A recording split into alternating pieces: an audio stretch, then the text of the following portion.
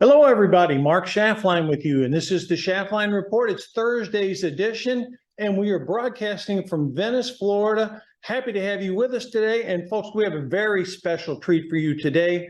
We are broadcasting from the headquarters of General Michael Flynn. General Flynn, welcome to Schaftlein Report. Happy to have you with me today. This is great, Mark, and we really do appreciate being part of your show, and welcome to your audience to, well, I like to call it the inside the skiff, but this is our headquarters in Venice, Florida, and this is our corporate headquarters where we operate and do a lot of things out of here nationwide. So this is a great opportunity for us to spend a little bit of time with you and your audience. General Flynn, let's get to some of the hot topics of the day. We have seen some of the most incredible, hideous reactions across the country. Even as late today, the level of anti-Semitism in this country, I never thought we would see something like this. Mm-hmm. We're seeing college students supporting Hamas.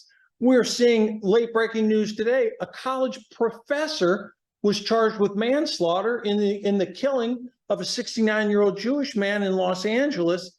General Flynn, what is the root cause, and why are we seeing this just what I deem un-American activity happening at our college campuses? Yeah, I mean, there's so many different components to answering a question like that about in terms of root causes. I think that the bigger sort of strategic issue that we are facing is we're facing a complete cultural shift in the United States of America, a cultural shift from where we were a democracy run by under a constitutional republic.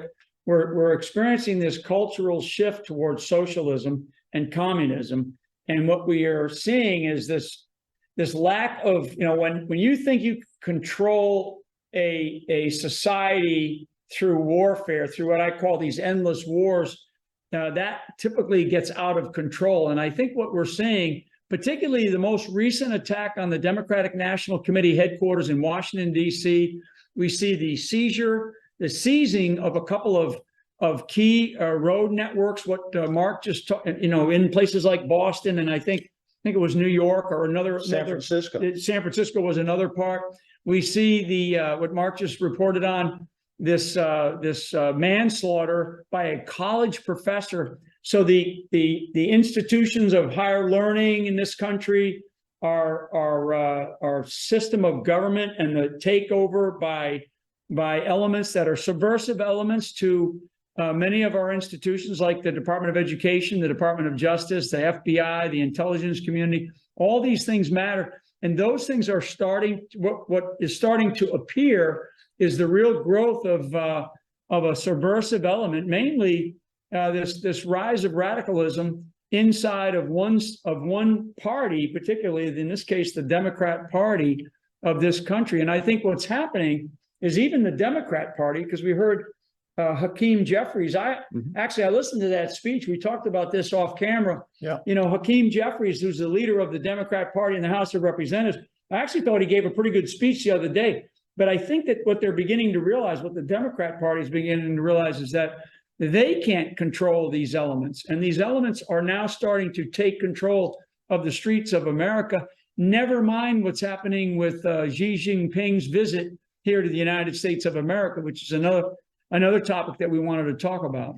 Well, and it gets worse because you have some of these left-wing organizations funding these universities, and our United States government provides massive amounts of money to some of the higher educational companies, like MIT, like Harvard, Yale, et cetera. And we're just seeing, it's incredible. Yeah. I mean, General, even some of the wealthy donors to these colleges are saying, enough is enough. We have to stop this stuff. So, folks, I got to tell you something. We talked about this today. It's not getting better. It's going to get worse as this continues. General, before we get on to China, can you give, for our audience, a military assessment of what's working, what's not working, as the Israelis continue their war on Hamas, which I applaud, and contrary to everyone at the United Nations calling for a, quote, ceasefire, give us your... Yeah, I mean, I think that, first of all, for everybody, the war in the Middle East between, frankly, the Jews in Israel and these radical Islamists, not just in Gaza, but all over the Arab world and the Muslim world, primarily the Muslim world. And so that war is going to continue to drag on, and it's going to get worse before it gets better. The fact that we still have hundreds of hostages being held, and the age range of the hostages are from 3 years old to 87 years old. We know that there have been reports of rape. We know that there have been actual rapes of children. And I'm talking babies and young girls and boys. We know that there have been brutal murders by Hamas when they originally attacked on the 7th of October. And we know that there are a fair number of Americans being held hostage. I think that the numbers of Americans is still around 300 to 400. We know that there were Americans killed in that initial attack, and we know that there have been Americans killed since then. So, and we know that there have been American military forces attacked by Iranian-backed organizations in Iraq and in Syria. And now we're upwards of around 100 attacks have occurred. We have probably 60 to 70 U.S. injured. That number is, don't hold me to that number. That number is probably higher. So the overall situation in the Middle East is one where we still are at war. Israel is still under assault on their southern border by Hamas, on their northern border by Hezbollah, and on their sort of north and east border by elements of the Syrian military, as well as under the threat of the umbrella of Iranian missiles, potentially, that we know of. At least 8 have been fired from Yemen, and those 8 have been knocked down. We know that the Iranian, I don't know whether it's the prime minister or the foreign minister who has gone to Turkey to have negotiate or have talks with the Turkish president. And these talks are not going to be in Israel's favor. They're not going to be in Israel's favor. When they talk about a ceasefire, the ceasefire is not in support of Israel. The ceasefire is in support of the efforts of the Hamas, principally the Hamas, but these radical Islamist groups, and their desire is to wipe Israel off the face of the planet. It's not about a ceasefire to have peace and long-lasting peace. If it was about long-lasting peace, we wouldn't be in this situation, because Israel was not looking for a war in the Middle East. Believe me, Israel is a place where, in fact, a week and a half from now, I was supposed to go on a 10-day tourist trip to Israel. But of course, I wasn't going to go tour Gaza. I wasn't going to go tour Beirut, Lebanon, or I wasn't going to go tour Damascus, because you cannot, because they're not democracies. If a guy like me went in there, I'd be beheaded. So it's one of these things that people have to understand. Israel is a democracy in a cauldron of radicalism. And what we're seeing right now is we're going to see a war that's going to go on for some time. It is going to bring in, as it already is, it's bringing in the American people on the streets of America in a very, very harsh way.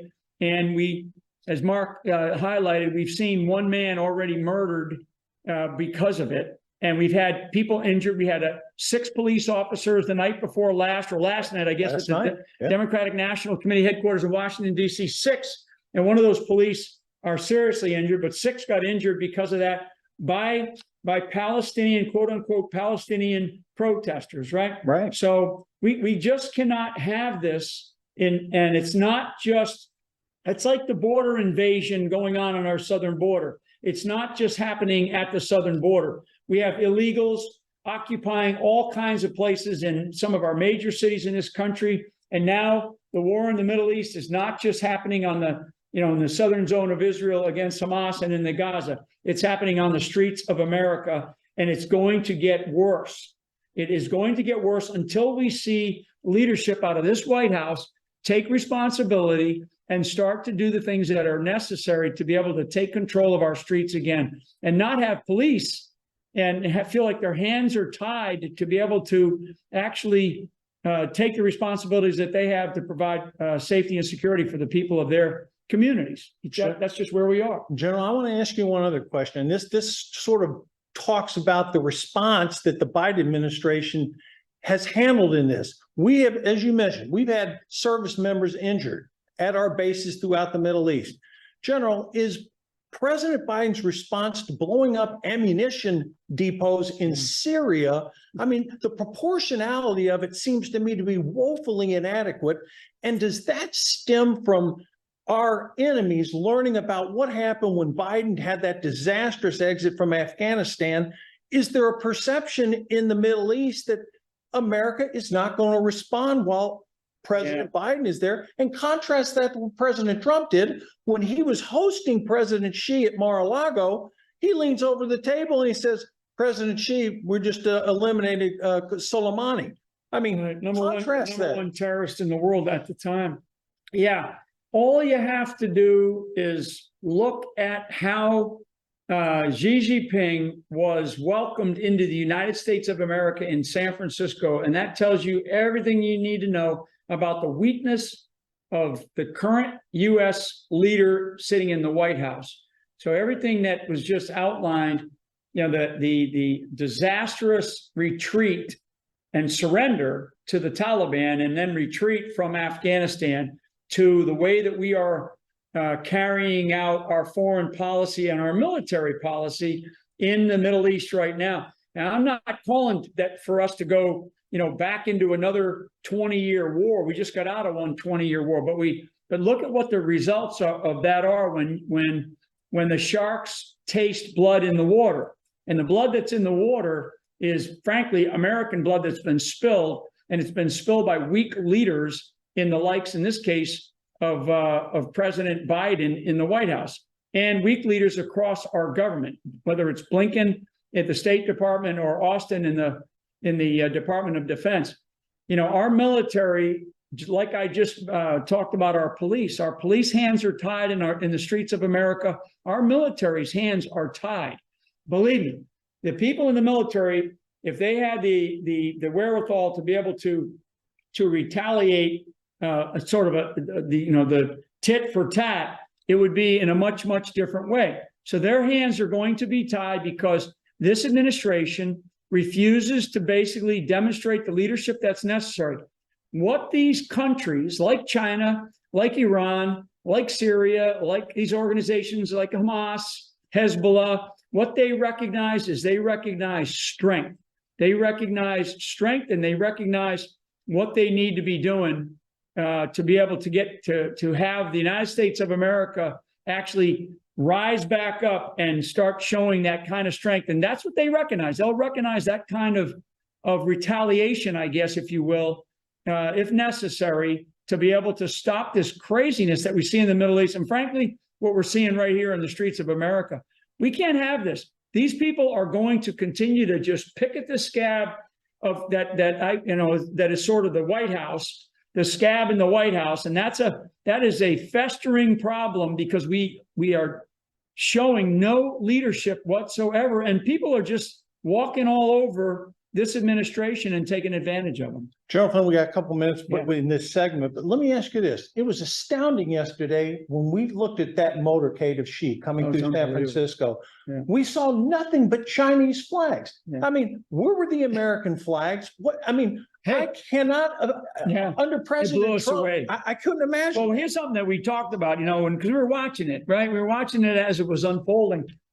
And I can tell you that had Trump been in the White House, he would have not allowed any Chinese flags on the streets of San Francisco. Right. He would have said, I want that route lined with American flags. I want that route lined with veterans. I want that route lined with police. I want that route lined maybe even with some military units standing up there.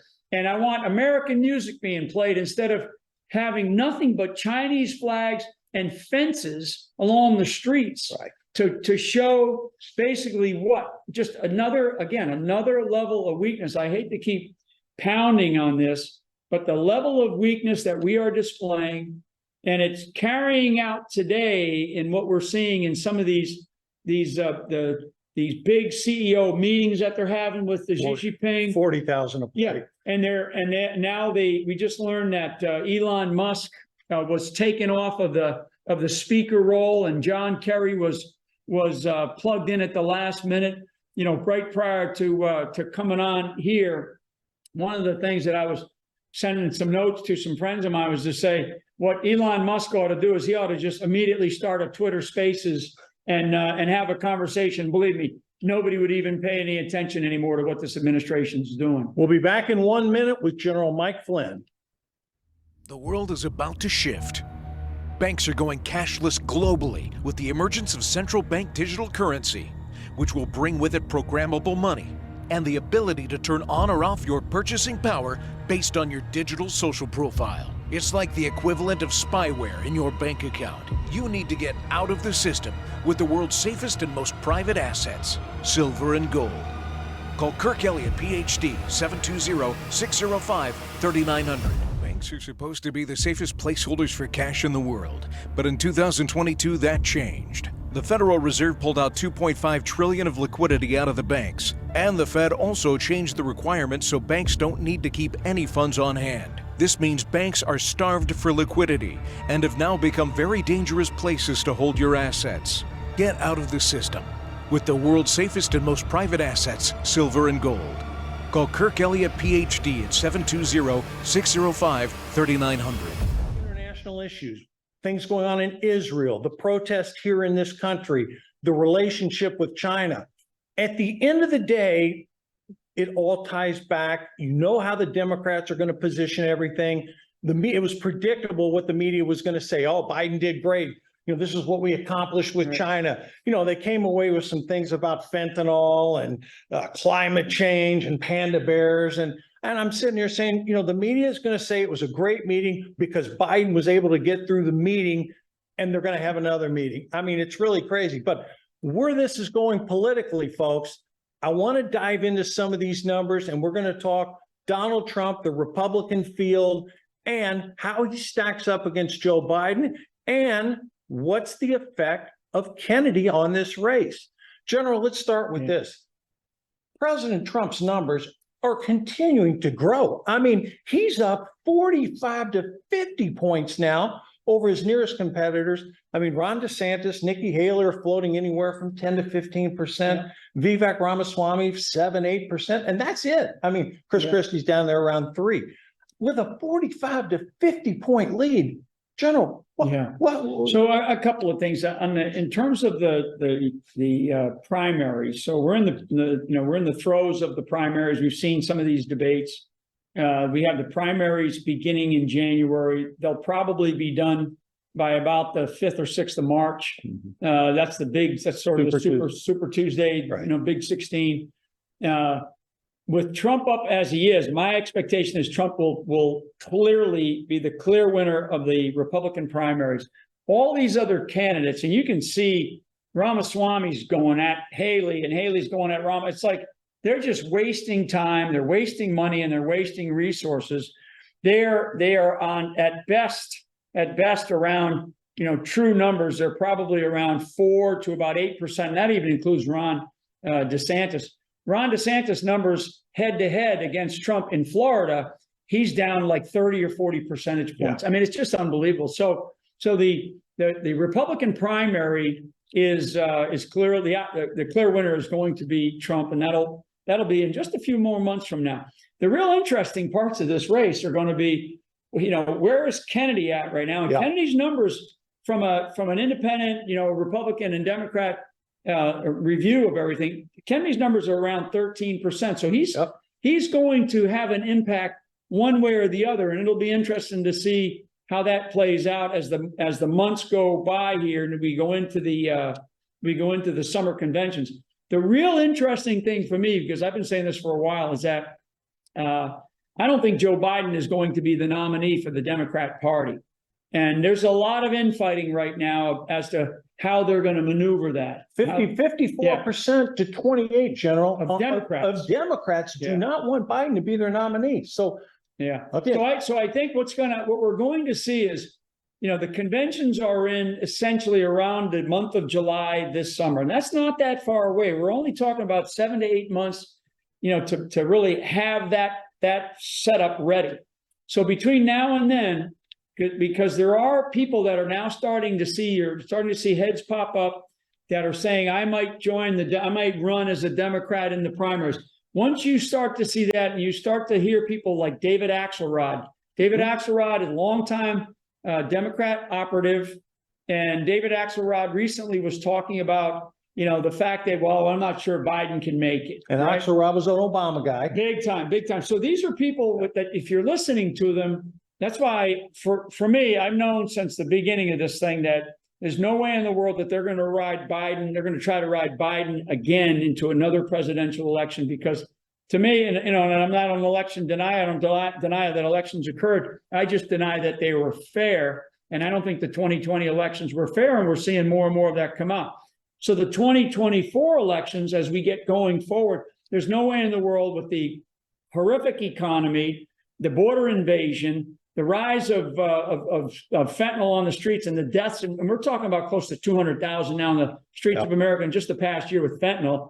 The weak leadership, from a foreign policy, our military, all these different dynamics that this administration has, the Democrat Party knows they got to dump Joe. And I think that's going to start trending, dump Joe, right? So when that happens, now who comes in? Is it Newsom out of California? Is it a Kamala Harris? Is it another a Democrat governor that rises up? We're going to have to wait and see. But I think these decisions, and we're going to start to see this happen in probably the next 3 to 4 months. And let's talk about the implications of that, General. And folks, these are in a 5-person race, meaning President Trump, former President Trump, President Biden, Kennedy, and then you've got lesser known people, Jill Stein, and I know you're laughing at it, don't laugh at it, Cornel West. Let me tell you why you don't laugh at this, folks, and I'm going to give you some history here. Back in the 2000 election, when George Bush barely eked out like this over John Kerry, it came down to a handful of hanging chads in Palm Beach County who actually, liberal Democrats, voted for Pat Buchanan. So when you say, hey, Stein doesn't matter, West doesn't matter, and we haven't even talked about the fact that Joe Manchin and the No Labels Party possibly getting in. General, with the split of the vote like that. And I'm glad you brought up Joe Manchin. It was George Bush and Gore in 2000. Yeah, Bush and Gore, in Florida. But the interesting thing, because Joe Manchin, that's a really interesting. So is Joe Manchin stepping down, or, saying, I'm not going to run for senator again, because the Democrats have enticed him to, hey, come on, Joe, another Joe, right? Come on. And why don't you run as a Democrat? Why don't you run on the Democrat ticket? West Virginia. It's a big, that part of the country. It doesn't count for a lot of electoral votes, but it counts for other things, right? So Joe Manchin, let's see what he does. Kennedy, Stein during the 2016 race, she ran as the Communist Party of America. Stein during the 2016 race, if I remember right, she got about 2% of the vote. Enough in those key swing states that Trump won to take away votes from the Democrats. And those swing states were places like Wisconsin, Michigan, because they have a large population, frankly, of communists. So what people don't have to understand is that there is such a play going on right now to maintain the control and the power that these globalists, I call it the globalist elites, have over the United States of America. And when you have a guy like Joe Biden, who is barely there, but when he is, I know because of just my own intel inside of the White House, they are still arguing with him about whether or not he's going to step down. And nobody likes Kamala Harris. So Kamala Harris, she couldn't even get 3% during the Democrat primaries back in 20. It was worse. She didn't even get a single delegate and dropped out at the Iowa caucuses.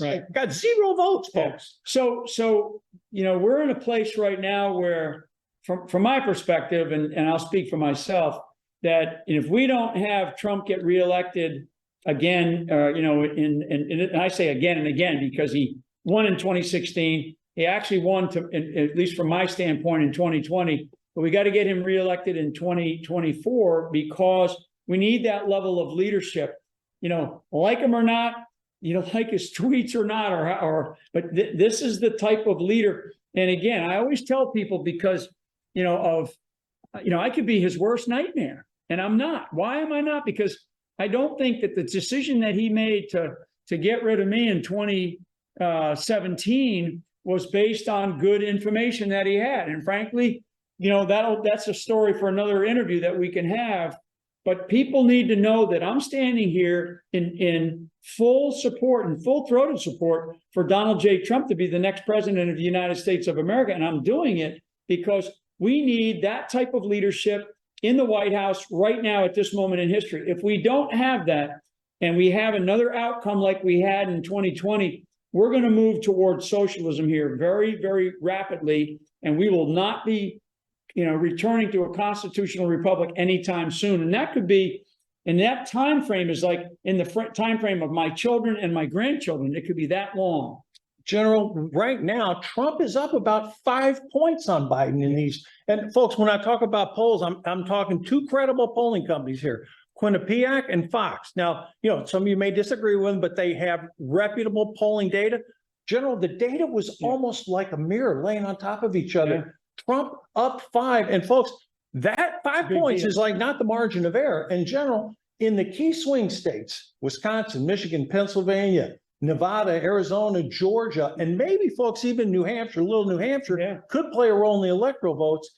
Donald Trump's up in 6 of the 8 swing states. Head to head. And that's head to head. He's up head to head between not just, you know, up in the Republican ticket, but he's up head to head against the current president of the United States, right? Joe Biden.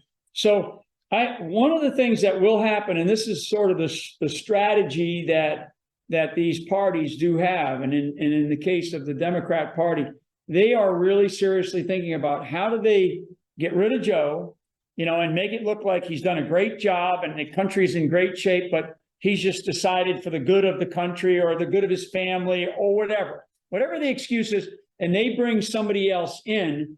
And what they want is they want to do that timing very precisely. So when it does happen, they can immediately get a boost in the polls. Right. Okay, mark my word. They're gonna want to try to time it so they get an immediate boost in the polls, and then that person runs to the Democrat convention in July. And during the convention, with no primaries, during the convention, they elect that person as their candidate going into the final horse race going into November, really from the middle of the summer into November. That's a dead sprint. Having been there before with Trump, that's a dead sprint. It's a hard fought, you know, battle every single day. And so one of the things that we are looking at is from the framework of where we're standing today, this is where we're talking. I use the phrase guard the vote. And I also sort of coined the term local action equals a national impact. Because how do we get ourselves out of this mess? Right? Because we're in a mess. Well, we are in a mess. And the age-old question, are you better off now than you were 4 years ago? It's an easy answer. Right. Hey, General, we got a minute left. I want you to tell our audience, a lot of them are big fans of yours. Talk about some of these books you've read and where people can go to get them. And let's show them. So real quick, they can go to generalflynn.com, and the two latest books are Session 1, Citizen's Guide to Fifth Generation Warfare, and Session 2, How to Fight Artificial Intelligence. Both of them are huge bestsellers. You can get them on Barnes & Noble or Amazon, or if you go to generalflynn.com, you can get them cheaper. We sell them a few dollars cheaper, but these are great books to have. They're great Christmas gifts, holiday gifts, and they'll teach you what you need to know about the type of warfare that is being waged on us right now, this idea of fifth generation warfare. So I appreciate you allowing me to shamelessly plug those books. Well, General Flynn, on behalf of everyone, thank you for being my guest today. God bless you, and God bless the United States of America. Thank you for joining us today. This is a special interview. It is going to happen again, folks, and we will see you on Tuesday. Have a safe, successful weekend. The world is about to shift. Banks are going cashless globally with the emergence of central bank digital currency, which will bring with it programmable money and the ability to turn on or off your purchasing power based on your digital social profile. It's like the equivalent of spyware in your bank account. You need to get out of the system with the world's safest and most private assets, silver and gold. Call Kirk Elliott, PhD, 720-605-3900.